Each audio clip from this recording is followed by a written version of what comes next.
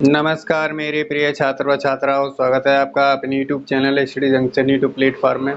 तो आज की वीडियो के माध्यम से हम चर्चा करने वाले हैं क्लास 10th एनसीईआरटी मैथमेटिक्स 2024-25 के लिए। जो क्लास का समय रहता है शाम के 8 बजे का रहता है, तो प्रत्येक छात्र छात्रा अपना काम से फ्री होकर के शाम को 8 बजे क्लास को अटेंड किया करें। और जो भी छात्र छात्राएं इस वीडियो के माध्यम से नए जुड़ रहे हैं, चैनल को सब्सक्राइब करके बेल आइकन को जरूर प्रेस कर लेना, क्योंकि ये चैनल आपके लिए एग्जाम के पॉइंट ऑफ व्यू से बहुत ज़्यादा महत्वपूर्ण होने वाला है। ठीक है, क्योंकि इसी चैनल के माध्यम से सोशल साइंस, साइंस, एसएसटी और ड्राइंग के जो मल्टीपल चॉइस क्वेश्चन 20 नंबर के आते हैं, महत्वपूर्ण क्वेश्चनों पर चर्चा लगातार करते आ रहे हैं पिछले साल से। तो इस साल भी आपके लिए बहुत ही महत्वपूर्ण कंटेंट लाने वाले हैं। तो चैनल को ज़्यादा से ज़्यादा अपने मित्रों के पास शेयर कीजिए, चैनल का लिंक और वीडियो का लिंक, जिससे कि वो भी इस वीडियो का लाभ उठा पाएँ और अपना प्रिपरेशन उसको अच्छे से कर पाएंगे और ज़्यादा से ज़्यादा संख्या में क्लास को देखा करें। तो आइए अब हम बिना समय क्वेश्चन की तरफ बढ़ते हैं, एक एक पॉइंट को अच्छे से समझ लेते हैं। ठीक है, तो क्लास 10th एनसीईआरटी मैथमेटिक्स 2024-25 के लिए जो कि सब्जेक्ट मैथ है, ओके।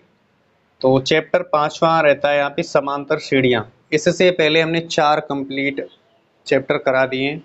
जिन छात्रों ने वो वीडियो नहीं देखी तो यूट्यूब चैनल में जाएंगे, वहाँ पे आपको प्लेलिस्ट मिलेगा यूपी बोर्ड एग्जाम 2024-25 के नाम से। उसको ओपन करोगे तो आपको एक्सरसाइज के अकॉर्डिंग, चैप्टर के अकॉर्डिंग सीरियल वाइज क्लास है वहाँ से मिलेंगे, तो आसानी से देख सकते हो क्लासों को। ठीक है, बाकी आपको अभी बहुत अच्छी से तैयारी कराने वाले हैं, तो ज़्यादा से ज़्यादा संख्या में सब्सक्राइब अवश्य कर लेना चैनल को। ये आपका अपना ही चैनल है, प्यार और सपोर्ट जरूर बना रखें।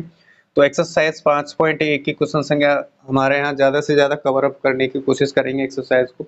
तो वीडियो थोड़ी लेंथी हो जाएगी, अन्यथा वीडियो शुरू से अंत तक जरूर देखेंगे। ठीक है, तो पहला क्वेश्चन कह रहा है कि निम्नलिखित स्थितियों में से किन स्थितियों में संबंध संख्याओं की सूची एपी है और क्यों है। एपी का मतलब अर्थमेटिक प्रोग्रेशन, जिसका मतलब होता है समांतर सीढ़ी। क्या होता है? समांतर श्रेणी होता है। तो ये चेक करना है समांतर सीढ़ी मतलब है या नहीं है। तो सबसे पहले हम समांतर श्रेणी को समझ लेते हैं। समांतर श्रेणी किसे कहते हैं? तो ऐसी श्रेणी जिसमें के पहले पद के अतिरिक्त, यानी जो पहला पद है उसके अतिरिक्त अन्य जो पद ज्ञात करना हो, उसमें एक निश्चित संख्या जोड़ने पर जो पद अगला पद प्राप्त होता है। ऐसे ही हमारे पद बनते जाते हैं। तो एक निश्चित क्रम में जो सीरीज होती है, वो श्रेणी होती है, निश्चित क्रम में श्रेणी मिलती है। तो ऐसी श्रेणी को समांतर श्रेणी कहते हैं। कहने का मतलब जैसे कि हमारा जो कॉमन डिफरेंस यानी सार्वंतर जिसे कहते हैं, वो सार्वंतर जो एक निश्चित संख्या होती है वही सार्वंतर होता है। तो जैसे कि अगर 3 है पहला पद, पहले पद में 2 जोड़ने पर 5 प्राप्त हो, और 5 में 2 जोड़ने पर 7 प्राप्त हो, 7 में 2 जोड़ने पर 9 प्राप्त हो। ऐसे ही अगर श्रेणी हमारी एक निश्चित क्रम में और एक निश्चित संख्या के जोड़ने पर बन रही श्रेणी, तो ऐसी श्रेणी को हम समांतर श्रेणी कहते हैं। इतनी बात सभी को क्लियर हो गई होगी। यानी एक निश्चित संख्या जोड़ने पर, एक निश्चित संख्या जोड़ने पर जो क्रम बनता जाता है उसे ही हम निश्चित मतलब इसे ही हम क्या कहते हैं? एक समांतर श्रेणी कहते हैं। ठीक है, ये बात सभी को कन्फर्म। अब यहाँ पर ही हम सूत्र जो महत्वपूर्ण रहते हैं उन पर चर्चा करेंगे। जो एक्सरसाइज 5.1 में जो सूत्र यूज होने वाले हैं उन पर चर्चा करेंगे। ठीक है, तो यहाँ पे सबसे पहले श्रेणी पता कर ली, यानी जो समांतर श्रेणी होती है, समांतर श्रेणी जैसे समांतर श्रेणी हमारी किस फॉर्म में होती है? A1, A2, A3, A4। ऐसी जो श्रेणी होती है उसका अंतिम पद, अंत पद कौन सा होता है? A nवां पद होता है। यानी A1 plus A1, A2, A3, A4 dot dot An पदों तक हमारी श्रेणी होती है। इस फॉर्म में लिखी होती है। ठीक है, और जैसे मान लें कि अगर समांतर श्रेणी का जो समांतर श्रेणी है, उस समांतर श्रेणी का मान लो प्रथम पद, समांतर श्रेणी का प्रथम पद जैसे हमारा ए, प्रथम पद को किससे लिखते हैं? ए से लिखते हैं। और इनका जो कॉमन डिफरेंस यानी सारबंध, जैसे दूसरे पद को पहले पद में से घटा दिया जाए तो हमारा जो अंतर आएगा वो सारवांतर कहलाएगा। जैसे 3 आया इसमें, तीसरे पद में से दूसरे पद को घटाने पर 3 आया, चौथे पद में से तीसरे पद को घटाने पर 3 आया। तो जो सारवांतर होता है वो कॉमन डिफरेंस यानी जो अंतर आता है वो बराबर ही आता है। ठीक है, जिसे सारवांतर बोलते हैं। ठीक है, तो सारवांतर यदि हमारा दिया हो, सारवांतर यदि दिया हो कितना? डी दिया हो, डी बराबर। ठीक है, ठीक। और यहाँ पदों की संख्या कितनी दे रखी हो? n पदों की संख्या कितनी दे रखी है, n, ठीक है, यानी n पदों तक का हमें ज्ञात करना हो, ठीक है। तो यहाँ पे nवां पद यानी nवां पद बराबर निकालेंगे तो जो सूत्र nवां पद वाला फॉर्मूला होता है an बराबर लिखते हैं। तो हमारा ये होता है formula a plus n minus 1 into D होता है, ठीक है। यहाँ पे समझे a क्या है, a यहाँ पे प्रथम पद है, n क्या है पदों की संख्या है, और d क्या है सार्वंतर है, यानी कॉमन डिफरेंस यानी सार्वंतर है, ठीक है। ये क्या है n पदों की संख्या ज्ञात करने के लिए, ठीक है, ठीक, n पदों की। और हमारा अगर फॉर्मूला में बोला जाए अंत से nवां पद, जो अंत से nवां पद l दिया हो, l, यदि अंत से nवां पद l दिया हो तो इसमें फॉर्मूला यही लगाएंगे a plus n minus 1 into D. ये दो जो फॉर्मूले रहते हैं बहुत ही महत्वपूर्ण होते हैं इस एक्सरसाइज के लिए। तो जैसे ही आप जो है नया चैप्टर शुरू करेंगे, चैप्टर जैसे 5वां चैप्टर शुरू करोगे, 5.1 एक्सरसाइज शुरू करोगे, इसके पहले पेज पर आपको इस सूत्रों को सभी को जितने और महत्वपूर्ण सूत्र होते हैं उनको नोट डाउन कर लेना होगा। पहले पेज पर नोट डाउन होगा तो आपको पता चलेगा कि हाँ इस एक्सरसाइज में इस चैप्टर में कौन कौन से सूत्रों का यूज हुआ है जो महत्वपूर्ण रहते हैं, तो उनको आप आसानी से याद कर सकते हो, याद कहोगे तो आसानी से सवालों को लगा सकते हो, ठीक है। तो हमने श्रेणी बता दी, समांतर श्रेणी किसे कहते हैं, हमने आपको समांतर श्रेणी का प्रथम पद भी बताया a, सार्वंतर भी बताया d से डिनोट करते हैं, और पदों की संख्या नहीं हमने दोनों सूत्रों पर चर्चा कर चुके हैं, ठीक है। अब हम सवाल को यहाँ पे सॉल्व कराने वाले, तो प्रत्येक छात्र वीडियो को शुरू से अंत तक जरूर बने रहना होगा, ठीक है।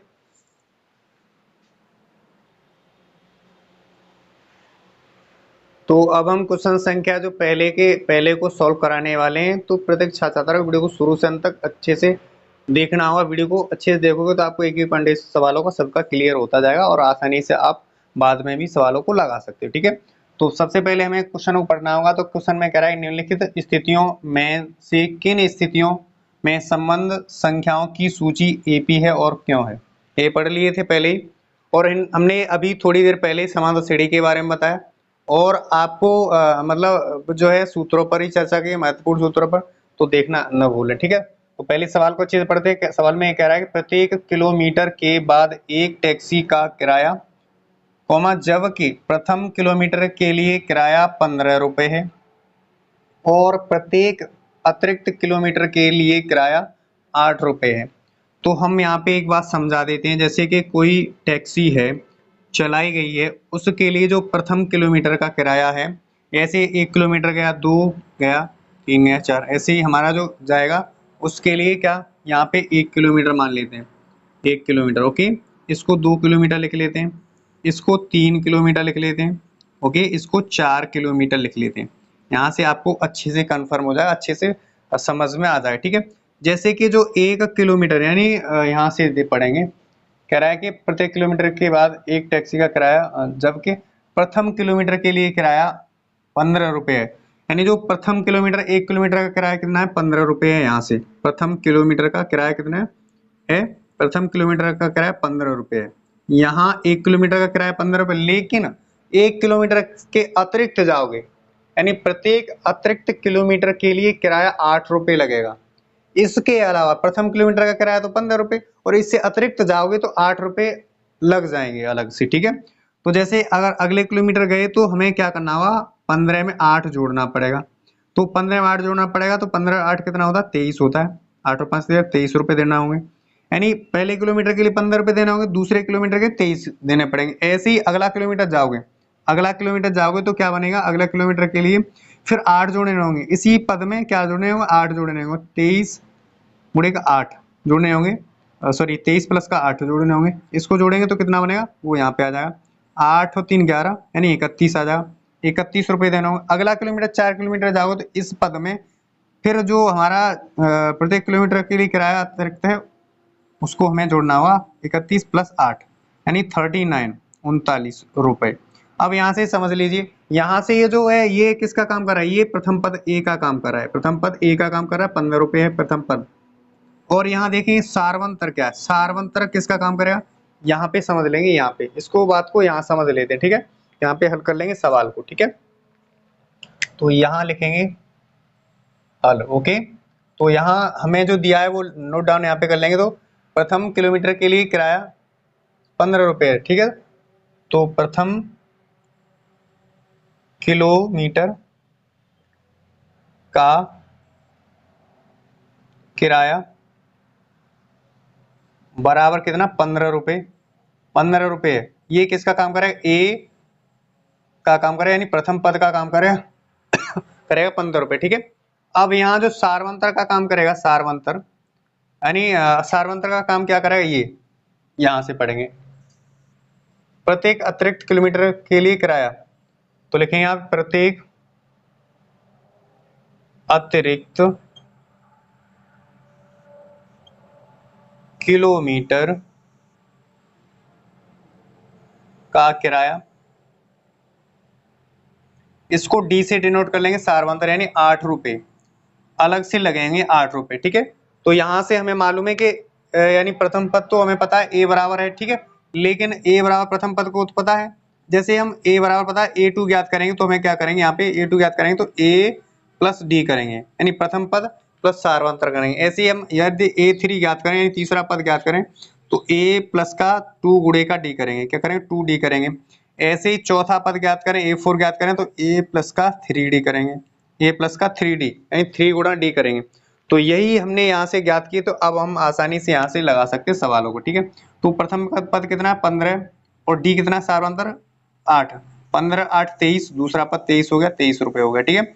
ऐसे ही यदि इसका निकालें तो प्रथम पद कितना है, प्रथम पद है 15 प्लस का 2 गुणे का डी यानी 8, और 15 8 जोड़ेंगे, ये 15 है, 8 दूने 16 जोड़ेंगे तो 31 बनेगा, कितना 31 रुपये बनेगा, 31 ही बन रहा था, ठीक है। ऐसे ही यदि हम चौथा पद निकालें तो a प्लस का 3D यानी 3 गुणा 8 करेंगे, तो 8 3 24, 24 में जोड़ेंगे कितना 15, तो कितना हो जाएगा 39 यानी 39 रुपये आ जाएगा, 39। तो अतः यहाँ पे लिख लेंगे, अतः समांतर श्रेणी, श्रेणी जैसे शॉर्ट में AP लिख देते हैं, A पॉइंट P है ना, अर्थमेटिक प्रोग्रेशन बोलते हैं, ठीक, अंग्रेजी में। तो ये श्रेणी बनेगी, पहले 15 बनेगी, कॉमा कितना बनेगा 23 बनेगा, कॉमा 31 बनेगा, कॉमा 39 बनेगा। और इसमें देखा जाए तो इनका जो सारवंतर निकालेंगे, जो सारवंतर जिसे डी से डिनोट करते हैं, अब यहाँ पे हमें चेक भी करना होगा कि क्या ये समांतर श्रेणी है और क्यों है, तो ये चेक करना है, इसलिए सारवंतर निकालना होगा। श्रेणी चेक करनी, सारवंतर यानी पदों का अंतर निकालना होगा। A2 माइनस का A1 करना होगा, A2 माइनस का A1 करना होगा। तो A2 कितना है, A2 हमारे पास कितना है 23, 23 माइनस का 15 करेंगे तो हमारे पास 8 आएगा, 8। और यहाँ पे सिंपली बात ये है कि जो हमारा अतिरिक्त किलोमीटर का किराया वो बराबर रुपये लग रहा है, 8 रुपये, ठीक है। तो आप यहाँ से नोट डाउन कर लेना। तो मुझे आशा है कि ये पहला क्वेश्चन आपके लिए बहुत ही महत्वपूर्ण है और एक एक पॉइंट अच्छे से क्लियर हो गया होगा। अब हम इसी प्रकार से जो हमारे नेक्स्ट सवाल रहते हैं एक के, उनको हम सीरियल वाइज करते जाएंगे, तो वीडियो शुरू से अंत तक जरूर बने रहना। तो अब हम क्वेश्चन संख्या जो पहला है उसके दूसरे को अच्छे से समझेंगे, फिर यहाँ पे सॉल्व करेंगे, तो एक एक पॉइंट आपको क्लियर हो जाएगा। इस प्रकार से हम समझाने वाले हैं, तो वीडियो को शुरू से अंत तक जरूर बने रहना होगा, ठीक है। सबसे पहले फिर पढ़ लेते हैं इसको, क्वेश्चन को, पहले का दूसरा वाला है ना। कह रहा है किसी बेलन में उपस्थित हवा की मात्रा जबकि वायु निकालने वाला पंप प्रत्येक बार बेलन की शेष हवा का 1/4 भाग बाहर निकाल देता है। तो हमें ये जो हमारा जो दिया हुआ है ये भाषा, इससे हमें श्रेणी बना के तैयार करना है। श्रेणी बना करके हमें चेक करना है उनके बीच का जो कॉमन डिफरेंस यानी सारवांतर होता है, क्या समान आ रहा है। यदि समान आ रहा है तो हमारी समांतर श्रेणी है, यदि समान नहीं आ रहा है, अन्यथा नहीं आ रहा है, तो अन्यथा समांतर श्रेणी है ही नहीं, ठीक है। तो वो चेक कर लेना है, ठीक। तो यहाँ पे हल कर लेंगे इस सवाल को भी। तो सवाल आपको एक एक पॉइंट अच्छे से क्लियर होगा जबकि आप वीडियो को शुरू से अंत तक जरूर देखोगे, ओके। तो पढ़ लिए हमने भाषा पढ़े, भाषा से हमें समझ में आया कि एक पंप है, जो शेष हवा रह जाती है उसका प्रत्येक बार 1/4 भाग बाहर निकाल देता है, ओके। तो इसमें क्या मान लेंगे, हमें पता नहीं कितनी हवा भरी हुई है टैंक में, यानी जो बेलन है उसमें, सिलेंडर है उसमें कितनी हवा भरी हुई है वो पता नहीं, ठीक है। तो यहाँ लिखेंगे माना कि, यहाँ पे ऐसी स्थिति मान लेते हैं, माना कि बेलन में उपस्थित हवा की मात्रा बाई यूनिट है।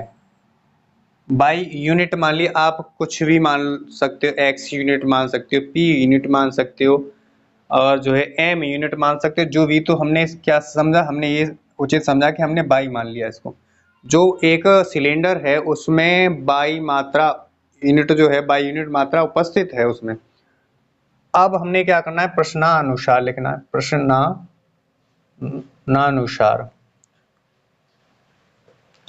अब यहाँ पे जो प्राप्त हुई सूची, प्राप्त सूची निम्न है। यहाँ पे एक सूची प्राप्त करनी है, यही तो कह रहा है कि किन स्थितियों में संबंध संख्याओं की सूची एपी है, यानी जो सूची बनेगी वो एपी है या नहीं। तो हम बता दिए कि एपी कब होगी, कब नहीं होगी, ये समझा दी। तो हमारा जो यूनिट है वो बाई यूनिट है, उपस्थित हवा बाई यूनिट है, कोमा। और जो बाई यूनिट है उसका प्रत्येक बार जो शेष हवा रह जाती है उसका 1/4 भाग बाहर निकाल देता है हवा भरने वाला पंप। तो पहले से बाई यूनिट है और इसी बाई का 1/4 भाग बाहर निकल जाता है। क्या 1/4 भाग बाहर निकल जाता है प्रत्येक बार में, ठीक है। तो यहाँ हम हल करने वाले हैं इसको। जब इसको हल करेंगे तो यहाँ हल कर लिए तो बाई माइनस का, बाई का गुणा एक में करेंगे, बाई/4 y/4 करेंगे, यहाँ पे एक मान कर कैंची का गुणा कर लेंगे, सॉरी इसका एलसीएम ले लेंगे, यानी भिन्न बन गई। भिन्न तो सभी जानते हो, एक का भाग 4 में 4 हो जाएगा, 4 का गुणा करेंगे बाई में 4y हो जाएगा, माइनस का 4 का भाग एक में भर जाएगा, एक का गुणा करेंगे बाई में तो माइनस का y हो जाएगा, यानी 4y में से एक y जाएगा तो हमारे पास 3y बचेगा शेष, 3y/4, यानी 3y/4 बचेगा। अगला पद ज्ञात कर लिए, ठीक है।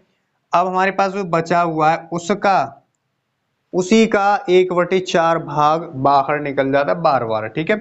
तो हमने यहाँ लिखना है क्या, इसका, यानी जो हमारे पास 3y/4 है इसमें से इसी का जो शेष हवा रह जाती है उसी का 1/4 भाग क्या होता है, बाहर निकल जाता है। प्रत्येक बार में हवा भरने वाला पंप जो है बाहर निकाल देता है, ठीक है।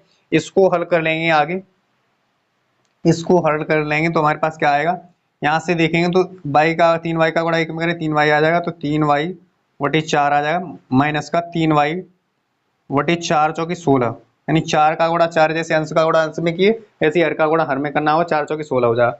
यहाँ पे देखें तो एलसीएम 16 आ जाएगा, 4 और 16 का एलसीएम 16 आ गया। अब 4 का भाग 16 में 4 हो जाएगा, 4 का गुणा 3 में 4 3 12, 12y हो जाएगा, माइनस का, अब यहाँ से 16 का भाग 16 में देंगे भिन्न है, एक बचा, एक का गुणा 3y में करेंगे 3y हो जाएगा, ठीक है। अब यहाँ से देखें तो 12 में से जो 12y है उसमें से माइनस का 3y जाएगा, तो 12 में से 3 गया 9, तो हमारे पास 9y/, कितना आ जाएगा 9y/16, कितना आ गया 9y/16। तो कहने का मतलब जो अगला पद है यहाँ पे वो आ गया कितना, इसका हल किए तो हमारे पास 16, यानी 9y/16 आ गया, 9y/16। तो अब जो श्रेणी बन रही है अतः श्रेणी, प्राप्त श्रेणी, हमारी जो श्रेणी बनेगी उस श्रेणी को यहाँ पे लिख लेना है। श्रेणी को लिखने के बाद हमें सारवांतर चेक करना है, ठीक है। श्रेणी हमारे पास बनी बाई कोमा कितना बना 3y/4 बना, कोमा 9y/16 बन गई। ऐसे हमारी जो श्रेणी आगे इसको हल करते जाएंगे तो आगे भी श्रेणी बनती जाएगी, ठीक है। अब हमें क्या निकालना है, यहाँ से सारवांतर निकालना है। सारवांतर क्यों निकालना है, क्योंकि हमने क्या करना है, हमने चेक करना है क्या ये समांतर श्रेणी है या नहीं। तो d बराबर निकालेंगे तो दूसरे पद में से पहले पद को माइनस करते, सारवांतर निकालते तो दूसरे पद में से पहले पद को माइनस करते, तीसरे पद में से दूसरे पद को माइनस करते, चौथे पद में से तीसरे पद को माइनस करते, तो हमारा जो कॉमन डिफरेंस बराबर आना चाहिए, ठीक है।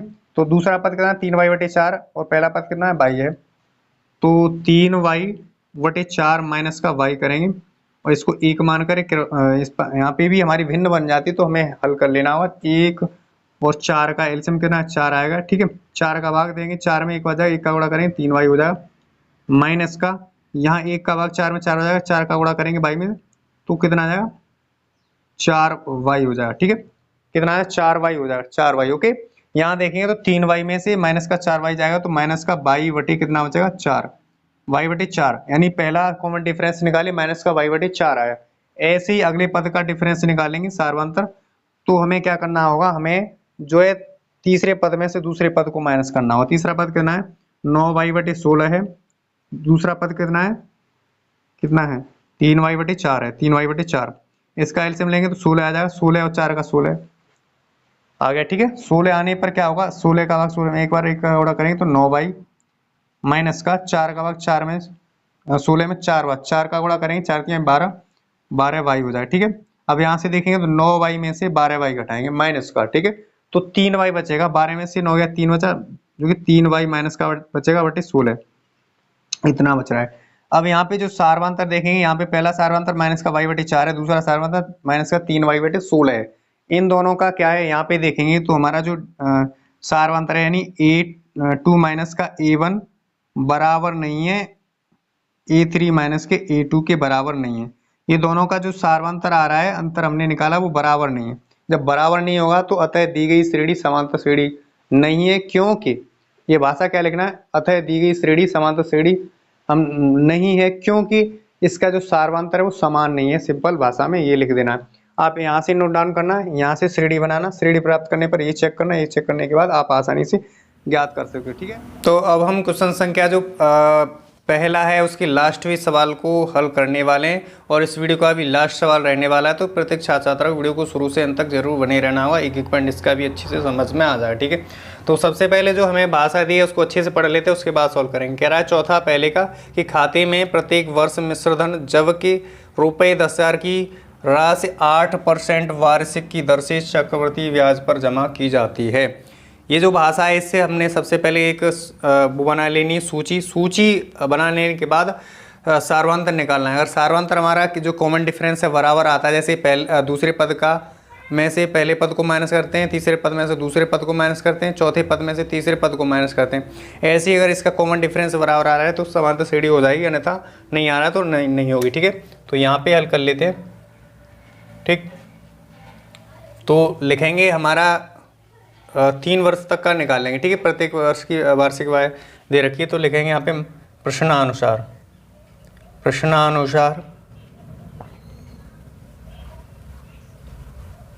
पहले वर्ष कोमा दूसरे वर्ष कोमा तीसरे वर्ष डॉट डॉट डॉट आदि, ठीक है।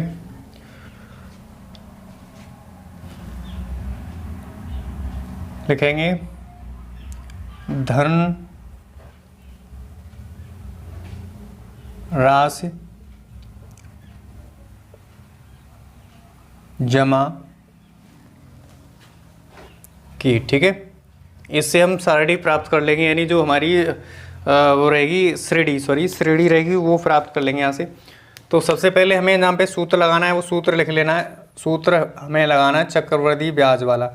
तो चक्रवृद्धि ब्याज वाला सूत्र होता है, ए बराबर होता है मिश्रधन बराबर होता है पी यानी मूलधन 1 प्लस आर यानी दर बटे 100 की पावर एन होता है। ये फॉर्मूला यहाँ पे लगा देना है, सिंपल चक्रवृद्धि ब्याज वाला, ठीक है। तो जैसे कि हमें जो दिया है प्रथम वर्ष में दिया है, पहले में दिया है यानी वार्षिक दर से जमा करता है, तो 10,000 लिख लेंगे यहाँ पे पहले 10,000, ओके कोमा। अब हमने क्या निकालना है यहाँ पे, यहाँ पी की जगह 10,000 लिखना है, ठीक है। 10,000 कोष्टक में 1 प्लस आर कितना है, रेट 8% है तो 8 लगा लेंगे बटे 100 लिखेंगे, पावर 1 लगा लेंगे, प्रथम वर्ष में निकालना 1 लगा लेंगे, ठीक है। ऐसे ही कोमा लगा करके हम निकालेंगे 10,000 लिखेंगे सेम 10,000 कोष्टक में 1 प्लस सेम दर सेम ही रहेगी 8% बटे 100 की पावर लिखेंगे कितना, की पावर लिखेंगे 2, ओके। की पावर कितना लिख लेंगे 2 लिख लेंगे। ऐसे ही हम अगले वर्ष में निकालेंगे तो लिख लेंगे 10,000 कोष्टक में 1 प्लस 8 बटे कितना 100 की पावर 3 लिख लेंगे, ठीक है। ऐसे ही निकाल लेंगे, इतनी पदों की आवश्यकता होगी, इसलिए सबसे पहले इसे 10,000 लिख लेते, 10,000 लिखा हुआ है, ओके। यहाँ तक किसी प्रकार की समस्या नहीं है। इसको हल करेंगे तो इसको हल करने पर 108 बटे कितना आ जाएगा 108 यानी 100 का गुणा 1 में करें भिन्नमान करके तो 100 प्लस 8 यानी 108, तो 10,000 गुणे का 108 बटे 100 हो जाएगा, और 2 जीरो से 2 जीरो कैंसिल आउट हो जाएंगे, तो हमें 100 से गुणा करना होगा कितने में 100 से गुणा 108 में करना होगा, ठीक है। यहाँ तक समझ गए। इसी प्रकार से आगे इसको सॉल्व करेंगे तो 10,000 लिखेंगे, सेम 10,000 दिया 10,000 लिख लेंगे, ठीक है। इसको भी सॉल्व करेंगे तो 100 का गुणा 1 में करेंगे 100 हो जाएगा, 100 प्लस 8 यानी 108। 108 बटे कितना लिखेंगे 100 लिखेंगे, और इसकी पावर कितना हो जाएगा 2 हो जाएगा, ठीक है। इसकी पावर कितना हो जाएगा 2 बार हो जाएगा, ठीक है। कॉमा ऐसे ही लगाएंगे, इसको करेंगे सॉल्व, 10,000 लिखेंगे, ठीक है। सेम 1 प्लस यानी 108 हो जाएगा, ये भी 108 की पावर कितना लिख देंगे 108 बटे 100 की पावर 3 लिख देंगे। यहाँ तक सभी को कन्फर्म अच्छे से पता चल रहा है, ठीक है। आगे सॉल्व कर रहे होते हैं तो आगे सॉल्व करेंगे, हमारे पास 10,000 लिख लेंगे, ओके। इसको सॉल्व करेंगे तो गुणा करेंगे 100 से, तो हमारे पास हो जाएगा कितना 100 से गुणा कर देंगे तो 10,800 हो जाएगा, यानी यहाँ पे गुणा करें 10,800 हो जाएगा, कॉमा इसको गुणा करेंगे यहाँ पे तो हमारे पास कितना आ जाएगा, यहाँ तक ही देख लेते हैं, आगे नहीं करेंगे तो यहाँ तक ही देख लेते हैं। तो हमें ये करना होगा यहाँ से, यानी यहाँ से ही देख लेते हैं। 2 बार गुणा कर रहे हैं तो 108 बटे 100 गुणा 108 बटे 100 करेंगे तो 2 बार में 2 घात लग रही है, तो इसलिए ये चारों जीरो कैंसिल आउट हो जाएंगे। तो यहाँ करना होगा क्या 108 गुणे का 108 करना होगा, ठीक है। 108 गुणे का 108 करना होगा, है ना। इतनी बात सभी को कन्फर्म अच्छे से पता चल रहा है, ठीक है। आगे इसे सारडी बना लेंगे, आगे सारडी जो है बन जाएगी 10,000 हो जाएगा, कॉमा 10,800 हो जाएगा, ओके। इसका गुणा करेंगे तो 11,664 हो जाएगा, क्या हो जाएगा 11,664 हो जाएगा। ऐसे ही आगे सॉल्व करेंगे तो हमारे आगे श्रेणी प्राप्त हो जाएगी। लेकिन अभी ठहरना है, क्या करना है यहाँ पे, अब हमने क्या करना है, अभी ये तो श्रेणी तो हमने प्राप्त करी, लेकिन इसको चेक करना है क्या ये समांतर श्रेणी यानी एपी है या नहीं है। तो इसको चेक करने के लिए सारवंतर निकालना होगा, डी बराबर सारवंतर, डी बराबर निकालेंगे तो दूसरे पद में से पहले पद को माइनस करना होता है। दूसरा पद हमारे पास कितना है 10,800 है, पहला पद कौन सा है 10,000 है, ठीक है। तो इसका जो डिफरेंस आएगा, कॉमन डिफरेंस यानी सारवंतर आएगा 800 आगे पहले का 800 आगे, ठीक है, ओके। इतनी समझ में आई बात। अब यहाँ दूसरे वाले का यहाँ निकाल लेते हैं। ऐसे ही अगला निकालेंगे डी बराबर, तो हमें तीसरा पद ये 11,664 माइनस करना होगा कितना 10,800, 11,664 माइनस का 10,800 करना होगा। इसको माइनस करेंगे तो हम यहाँ पे देखेंगे तो हमारे पास यहाँ 4 में से 0 गया 4 बचा, और 6 में से 0 गया 6 बचा, और यहाँ से 16 में से यानी 8 जाएगा 8 बचेगा, ठीक है। और यहाँ पूरा कट जाएगा, 16 में से 8 गया 8 बचा, यहाँ रह गया कितना 0 मतलब 864 आएगा। अब की बार में क्या आएगा 864, जो कि यहाँ 864 है और यहाँ पे सारवांतर कितना 800। कहने का मतलब ये जो कॉमन डिफरेंस आ रहा है इनका, ऐसे दूसरे पद में से पहले पद को माइनस किया 800 आया, तीसरे पद में से हमने माइनस किया दूसरे पद को तो हमारे पास 864 आया। ऐसे ही अगला आगे पद निकालेंगे तो उसका कॉमन डिफरेंस अलग आएगा, इसलिए लिखेंगे क्या, यहाँ पे लिखेंगे अतः सारवांतर, यहाँ जैसे कि हम A2 माइनस का A1 करें बराबर नहीं है A3 माइनस A2 के, ठीक है, नहीं है। जब नहीं होगा तो लिखेंगे इसलिए दी गई श्रेणी AP नहीं है। अब आपको पता चला क्यों नहीं है, क्योंकि इसका सारवांतर क्या है, इसका कॉमन डिफरेंस बराबर नहीं आ रहा है, ठीक है। तो मुझे आशा है आप इस तरह से उतार लेना। इस तरह से उतारने के बाद इसको हमने आज की क्लास में जो है 3 सवालों पर चर्चा की। मुझे आशा है कि पूरी अच्छी समझ में आएगा। अच्छी समझ में वीडियो को लाइक करें, और अब हम इसका नेक्स्ट पार्ट लाएंगे, उसमें पूरी एक्सरसाइज हमारी जो है 5.1 को सबको ख़त्म करने की कोशिश करेंगे, क्या ख़त्म ही कर देंगे।